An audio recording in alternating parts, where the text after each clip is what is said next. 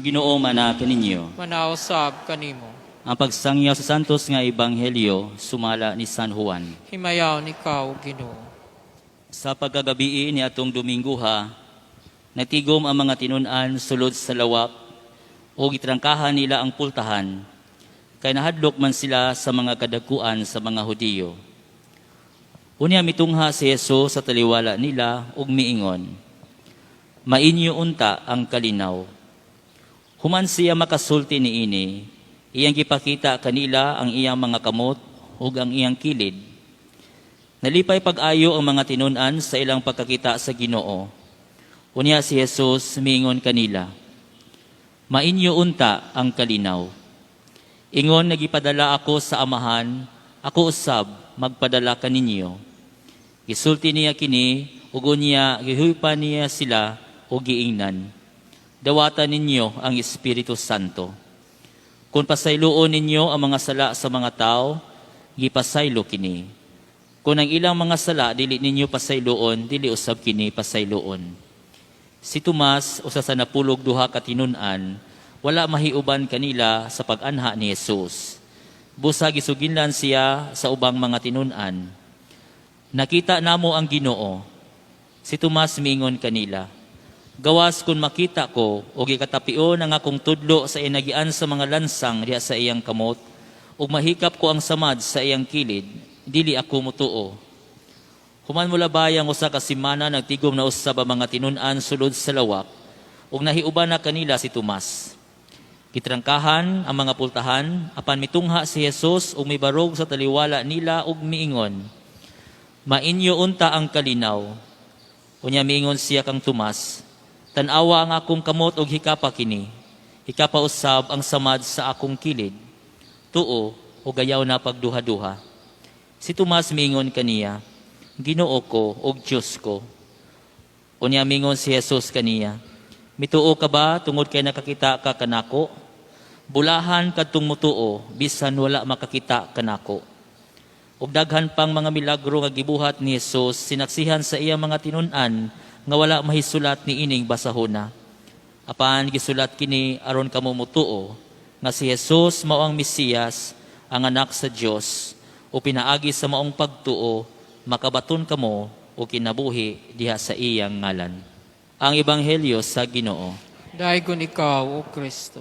Reverend Father Jo Maripolo, atong tinahod nga padrikura, Father Tata Yubit, Father Adonis Hubak, mga devotos sa Divine Mercy nga ania karon dinhi sa sulod sa simbahan na kiguban nato ug sa daghan pa nato nga mga kaigsuonan nga nakiguban nato ning Santos nga misa online.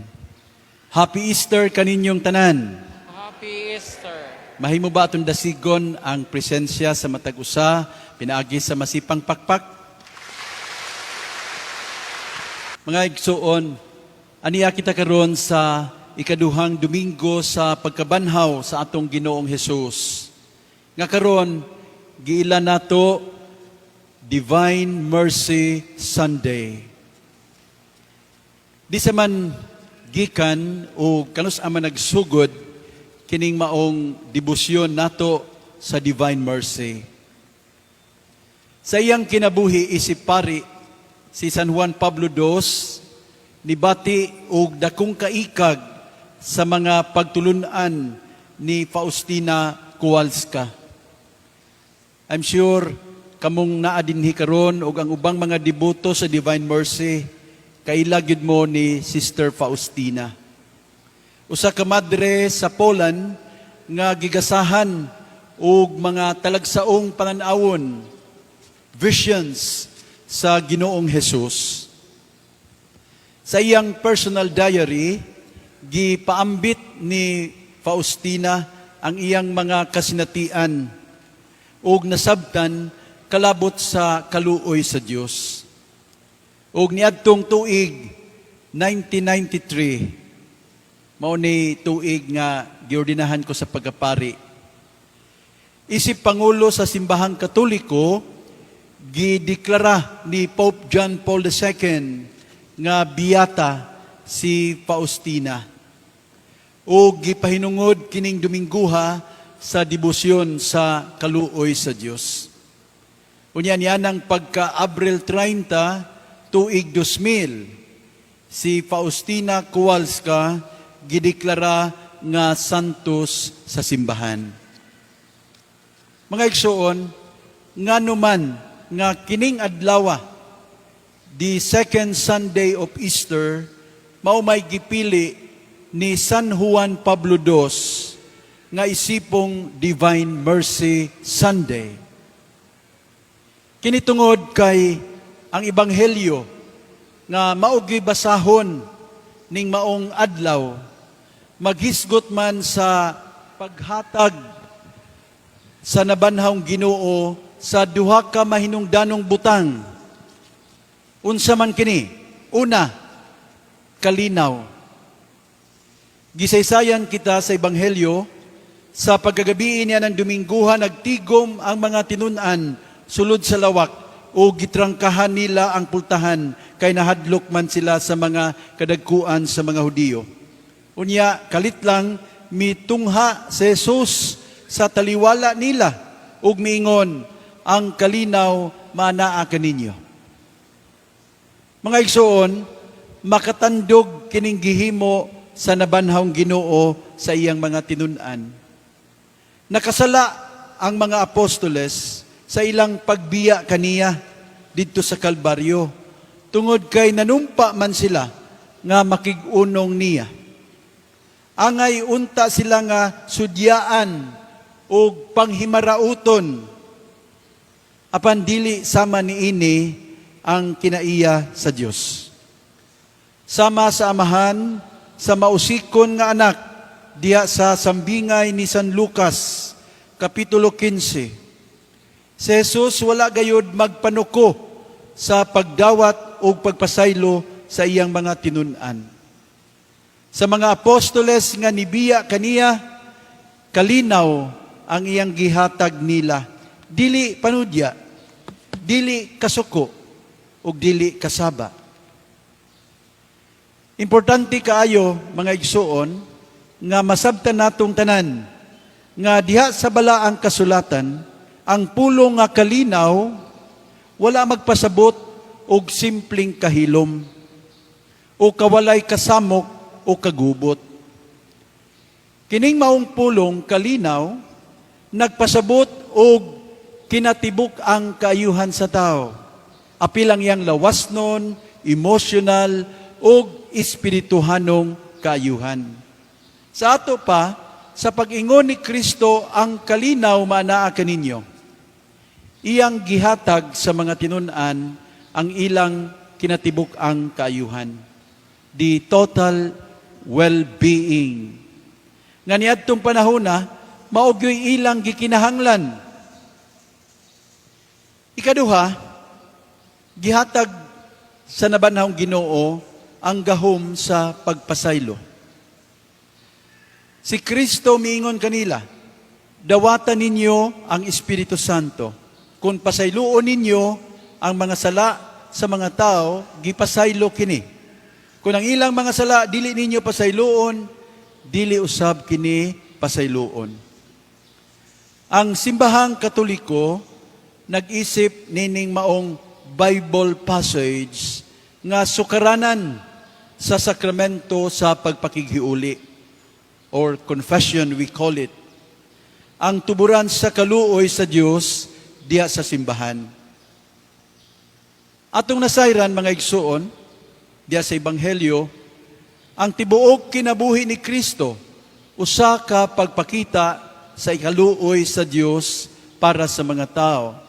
Sa iyang ministeryo publiko, gidawat niya ang mga makasasala, gipasaylo o gihagit nga magbag-o sa ilang kinabuhi pinaagi sa pagsunod sa iyang mga lakang. Bisan gani dito sa krus, si Kristo nagpadayon sa pagpakita sa iyang kaluoy sa mga makasasala. Siya miingon, amahan ko, pasaylua sila kay wala sila masayod sa ilang gibuhat.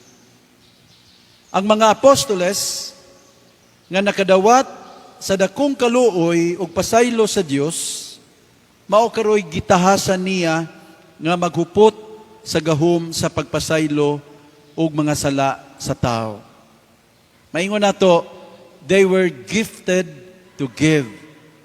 Gihatagan sila aron adunay ikahatag.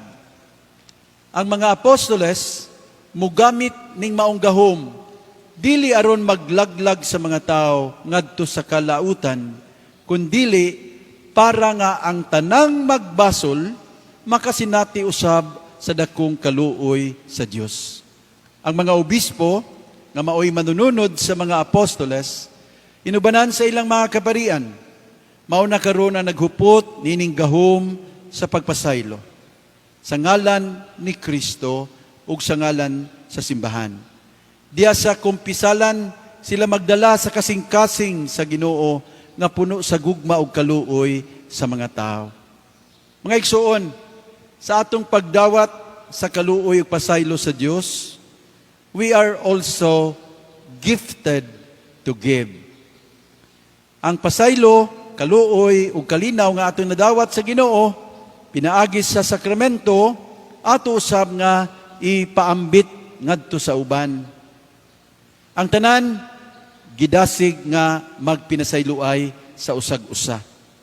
Gidasig kita nga maghupot o kasing-kasing nga sama sa balaan nga kasing-kasing ni Jesus.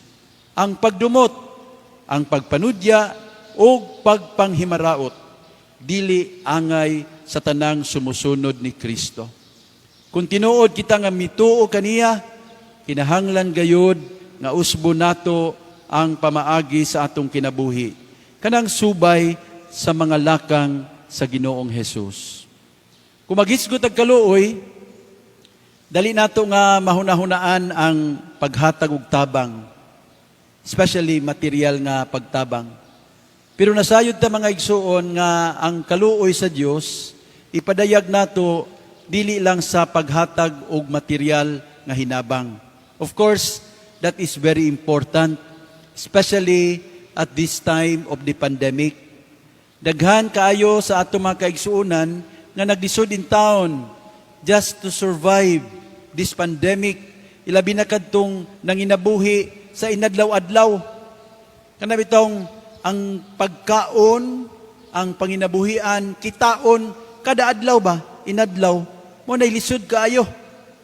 Kay niining panahon na daghang higayon ang atong panginabuhian napakgang tungod sa daghan kayo nga gipatuman kanato sa pangamhanan tungod sa nahitabo nga pandemya. Mao nga mga igsuon, ang pagtabang nga material importante kaayo, and I hope you will do it sa ngalan sa Dios sa kaluoy. No? Nya di na mo kinahanglan nga mangita pagtabangan. Ang ako lang o ang hagit sa simbahan, dili lang kanako, kundi ang hagit sa simbahan sa matag usa nato is simply to look around. Diya lang sa ato mga silingan. Don't go far. Ha? Diya lang sa mga silingan. Manghinaot ko nga, walay managsilingan nga mupiyong sa mga mata sa usag-usa. Okay? Ilabi na panahon sa kalisod. Ang balaang kasulatan nagapahimangno nato, we cannot love a God whom we do not see if we cannot love our neighbor whom we see. Kung di nato may gugma ang ato mga silingan nga makita nato, unsaon nato pagigugma sa Dios nga dili nato makita. Nya napoy nindot kayo nga panultihon nga nabasahan ako nagaingon, you cannot love a neighbor across the world if you cannot love a neighbor across the street. Nindot kayo nga pahimangno, no? Kanag yung naa sa atong duol may atong unahon sa paghatag og pagtagad. Okay, so again, importante ang material nga hinabang ug kaluoy. Apan di na to kalimtan nga mas importante pagayod ang gitawag nato og espirituhanong kaluoy nga angay natong ipakita sa usag-usa. Ug nag-una niini mao ang pagpasaylo sa mga tao nga nasayop nato. You cannot be a devotee of divine mercy if you cannot extend forgiveness to another person. Mga igsoon, sa daghang mga tao, wala sila masayod nga ang pagpasaylo usa ka buhat sa kaluoy. Dili lang kay usa kundi nagunang buhat sa kaluoy. Pinaagi sa pagpasaylo og tao nga makasasala, imong gihatag kaniya ang kaluoy sa Dios. Mga igsoon, tapuso na nako ni nga maong pagpaambit pinaagi sa pag-istorya kalabot ni San Juan Pablo II, atong kaniay nga Santo Papa nga naguna nato nining maong debosyon sa Divine Mercy. Nabaluman mo no nga gi-attempt man to siya nga i-assassinate ang iyang assassin si Mimit Agka. Kunya gipusil siya sa milagroso nga paagi, nabuhi man siya. Matud pa niya tungod sa mga kamot sa mahal nga birhen, kay birhen man to, piyesta man to sa birhen sa Fatima, sa dihang siya gipusil. Naluwas siya, no? Gamay lang kayo, tapsingan ng iyang baga. Kunya, abi ninyo, gikan sa ospital, natambalan siya, ug naayo. Wa magdugay, miadto siya sa prisuhan. Unsa may ang gibuhat sa prisuhan? Giduaw niya ang tao nga nagpusil niya. Nya nakita nato siya sa kahulagway, nindot kaayo. Nahimo guni siyang cover sa Time magazine kining maong hulagway ba. Makita nato dito sa selda nga gamay, murag giog pagani nga selda, ang duha ka tawo nag-istorya anay. Kinsa man to? Si Pope John Paul II ug ang iyahang assassin nga si Mimit Agka. Miadto ang Santo Papa para ipakita niya sa kalibutan ang dako nga ehemplo sa kaluoy ug gugma sa Dios. Minya sa maong hulagway, makita nato gihawiran sa Santo Papa ang mga kamot ni Mimit Agka. Gihawiran niya ang kamot nga nagkablit sa pusil nga diriyo makapatay niya. No? Unya gisaysayan ta mga igsuon sa mga eyewitness didto nga human sila nag-istorya sa ilang pagbarog, si Mimit Agka mihawid sa kamot sa Santo Papa ug iyang gibutang sa iyang agtang. Iyang pagpakita sa iyang dako nga pagtahod nining usa ka tawo nga nagdala sa kasing-kasing ug kaluoy sa Ginoo. I hope that inspires all of you.